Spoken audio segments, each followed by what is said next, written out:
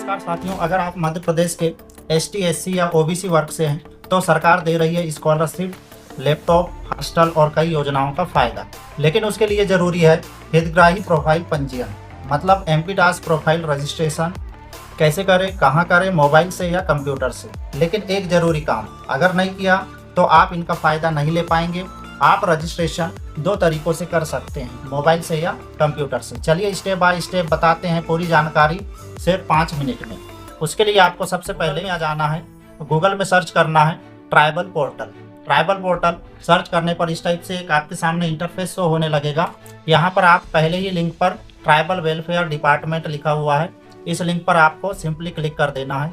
आपको यह tribal MP-GOE के होम पोर्टल जनजाति कार्य विभाग, यहाँ पर आप इसे यहाँ से क्लोज कर देंगे। यहाँ पर देख पा रहे हैं आप जनजाति कार्य विभाग के होम पोर्टल पर आप पहुँच चुके हैं। यहाँ से आपको MP-DAS प्रोफाइल रजिस्ट्रेशन करना है। उसके लिए आप यहाँ पर न्यू हाईलाइट एक ऑप्शन शो हो रहा है MP-DAS SC, इसी ऑप्शन पर आपको क्लिक कर देना। ऐसे ही हमने क्लिक किया तो एक नया इंटरफेस आपके सामने शो होने लगा है। अगर आप न्यू यूज़र हैं तो आपको सिंपली ये यहाँ पर लिखा हुआ है नया हितग्राही प्रोफाइल पंजीकरण, इस वाले ऑप्शन में क्लिक कर देना है। क्लिक करने के पश्चात अब आपके सामने दिशा निर्देश शो हो रहा है।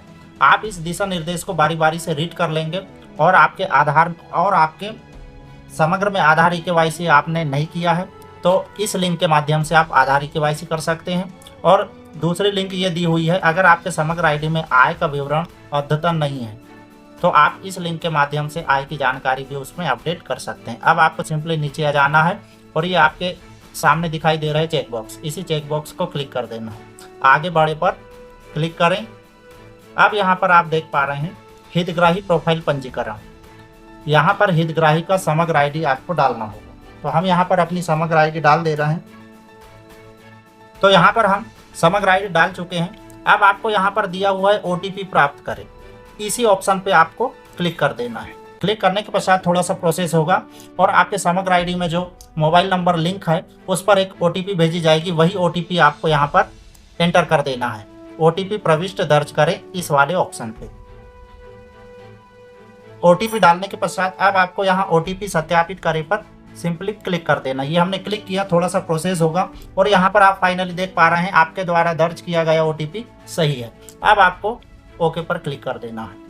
यहाँ पर दिया है लाभार्थी सहमति पत्र है, ये मैं जो भी स्टूडेंट का नाम है, इस आवेदन में दर्ज की गई जानकारी MP-DAS पोर्टल पर संधारित किए जाने की सहमति देता है या देती हूँ। मुझे ज्ञात है कि मेरे द्वारा दी गई जानकारी का उपयोग योजनाओं की आवश्यकताओं को पूरा करने और भविष्य में किसी प्रकार की जांच सत्यापन के लिए किया जा सकता है, जिस हेतु मैं सदैव सहमति देता या देती हूँ। मैं इस पोर्टल पर दिए गए जानकारियों का अन्य शासकीय योजनाओं के प्रदाय में उपयोग जाने वाली सहमति भी प्रदान करता या करती हूँ। मुझे यह ज्ञात है कि मेरी जानकारी सुरक्षित रखने के शासन द्वारा सभी आवश्यक कदम उठाए जाएंगे और इस सहमति के अतिरिक्त अन्य उद्देश्य के लिए मेरा उपयोग नहीं किया जाएगा। मैं यह घोषणा करता या करती हूँ कि मैंने उपरोक्त शर्तों को पढ़ लिया है, अब उन्हें पूरी तरह से समझ लिया है और उनसे सहमत हूँ। अगर आप ये सारी जानकारी पढ़ चुके हैं और सहमत हैं तो मैं सहमत हूँ वाले ऑप्शन पर आपको सिंपली क्लिक कर देना। ये हमने क्लिक किया।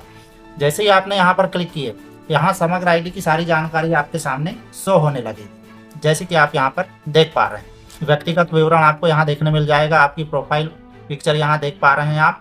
और इसके पश्चात आप थोड़ा सा नीचे आएंगे तो समग्र द्वारा प्राप्त परिवार की जानकारी आप यहाँ पर देख पा रहे हैं। अब यहाँ पर ईमेल ID, ये ईमेल ID आपको यहाँ पर फिल कर देना है। एक जानकारी शो नहीं हो रही थी ईमेल ID, वो हमने यहाँ ईमेल ID डाल दी है। अब ईमेल ID डालने के पश्चात आप थोड़ा सा और स्क्रॉल डाउन करेंगे तो यहाँ दिया हुआ है समग्र द्वारा प्राप्त जाति, स्थानीय निवासी, आय प्रमाण पत्र, दिव्यांग एवं अन्य जानकारी। यहाँ आप पर देख पा रहे हैं आपके बैंक खाते की आधार सीडिंग DBT की स्थिति यहाँ सक्रिय है। आपको अपने बैंक अकाउंट को DBT नहीं कराना है, आपका बैंक अकाउंट पहले से ही सक्रिय है, DBT है, उसमें आधार सीडिंग की जा चुकी है। अब जाति यहाँ पर देख पा रहे हैं, उपजाति देख पा रहे हैं, जाति प्रमाण पत्र का पत्र क्रमांक भी यहाँ पर शो हो रहा है, जाति प्रमाण पत्र जारी दिनांक ये आप देख पा रहे हैं। अब स्थानीय निवासी की जानकारी, समग्र से आपकी स्थानीय निवास की जानकारी प्राप्त नहीं हुई है, कृपया स्थानीय निवास की स्व घोषणा के लिए यहाँ पर आपको क्लिक करना है। तो सिंपली आपको इस ऑप्शन पर क्लिक कर देना है। ये हमने क्लिक किया। अब यहाँ पर आप अब आप इस फॉर्मेट को भलीभांति रीड कर लेंगे और सिंपली यहाँ पर जानकारी यहाँ पर आपको हाईलाइट हो रही है, वहाँ पर आप ये जानकारी भर सकते हैं।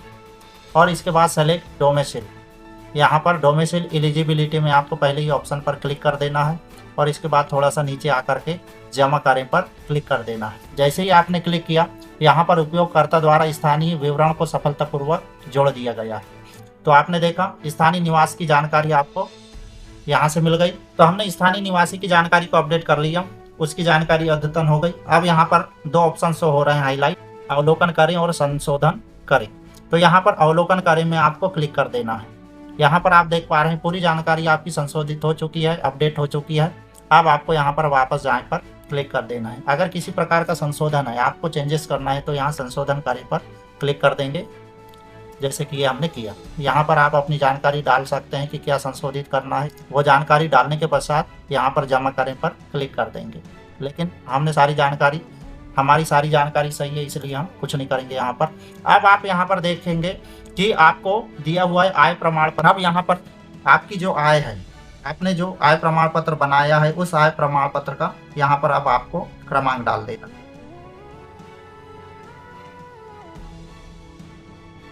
आय प्रमाण पत्र का पत्र क्रमांक डालने के पश्चात अब आपको आय प्रमाण पत्र जारी दिनांक, आय प्रमाण पत्र आपकी कब जारी हुई उसकी तिथि भी यहाँ पर आप डाल देंगे।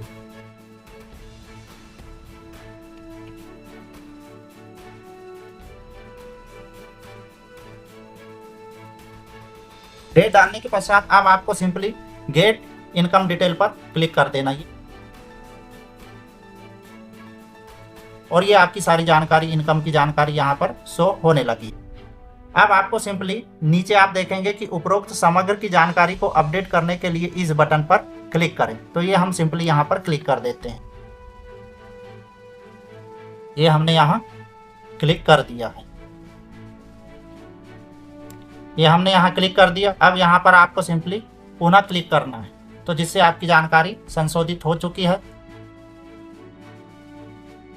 जिससे आपकी जानकारी संशोधित हो चुकी है। अब आपको सिंपली इस पर क्लिक कर देना। थोड़ा सा और नीचे आना, स्क्रॉल डाउन करके यहाँ माता पिता विहीन पे लिखा हुआ है यस। क्या आप दिव्यांग श्रेणी में आते हैं? नो। तो यहाँ पर कोई ऑप्शन नहीं है, ये ऑटोमेटिक जनरेट। अगर जानकारी गलत है आपकी तो आप इसे अपडेट करा सकते हैं, अन्यथा इसे रहने देंगे। अब आपको थोड़ा सा नीचे आना है और यहाँ पर मध्य प्रदेश में मूल निवास का पता, यहाँ सारी जानकारी आपकी दी हुई है, स्थानीय निवास की जानकारी।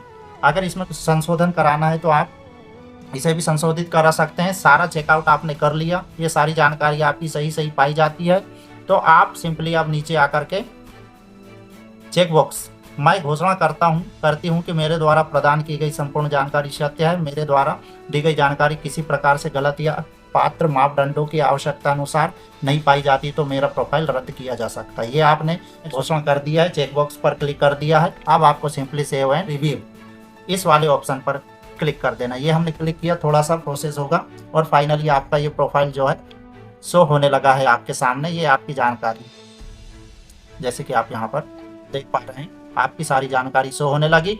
अब आपको सिंपली प्रोफाइल बनाए पर क्लिक कर देना है। तो ये हमने क्लिक किया, प्रोसेस हो रहा है।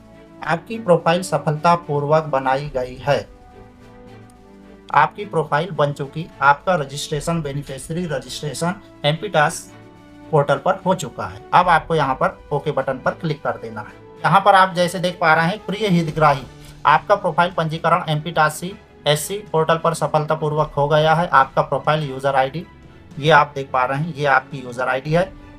पासवर्ड आपके द्वारा पंजीकरण के समय दर्ज आपके पंजीकृत मोबाइल नंबर पर SMS के माध्यम से साझा किया गया है। आप उसे चेकआउट कर सकते हैं अपने मोबाइल के इनबॉक्स में जाकर के। कृपया यह सुनिश्चित करें कि आपके द्वारा यूजर आईडी को नोट कर लिया गया है। कृपया लॉगिन करने हेतु लॉगिन बटन पर क्लिक करें। अब आपको यहाँ पर लॉगिन बटन पर क्लिक करके चेकआउट करना है कि आपके द्वारा जो जानकारी साझा की गई है वो जानकारी सही है। अब आपको सिंपली लॉगिन वाले इस बटन पर क्लिक कर देना है। जैसे ही हम लॉगिन वाले बटन पर क्लिक किए तो यहाँ पर आप देख पा रहे हैं यूज़र आईडी और पासवर्ड। अब आपको यहाँ पर आपको जो यूज़र आईडी प्रदान की गई है उसी यूज़र आईडी को यहाँ पर आप इंटर कर देंगे। अब इसके पश्चात आपके मोबाइल नंबर पर एक पासवर्ड, यूज़र आईडी और पासवर्ड भेजा गया है वही पासवर्ड आपको यहाँ पर इंटर कर देना है। नीचे आएंगे आप तो आपको यहाँ पर कैप्चा कोड यहाँ दर्ज करें। कैप्चा कोड अब आपको यहाँ पर दर्ज कर देना है।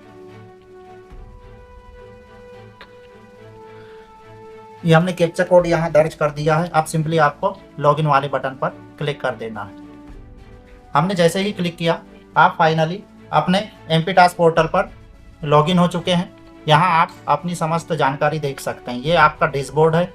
यहाँ जो भी जानकारी आएगी आपके साथ साझा की जाएगी और आपको शो होने लगेगी। इसके बाद ये माय प्रोफाइल है। यहाँ से आप अपनी प्रोफाइल को चेकआउट कर सकते हैं। प्रोफाइल माय प्रोफाइल में जा करके प्रिंट प्रोफाइल डिटेल, यहाँ पर जैसे क्लिक करेंगे आप तो यहाँ आप देख पा रहे हैं आपकी सारी जानकारी, प्रोफाइल की जानकारी, व्यक्तिगत जानकारी, आपका आय का विवरण, जाति का विवरण, समग्र आईडी, आधार की जानकारी, अन्य जानकारी यहाँ आपको शो होने लगेगी। आप इसे सिंपली यहाँ से प्रिंट वाले ऑप्शन में जाकर इसे प्रिंट कर लेंगे।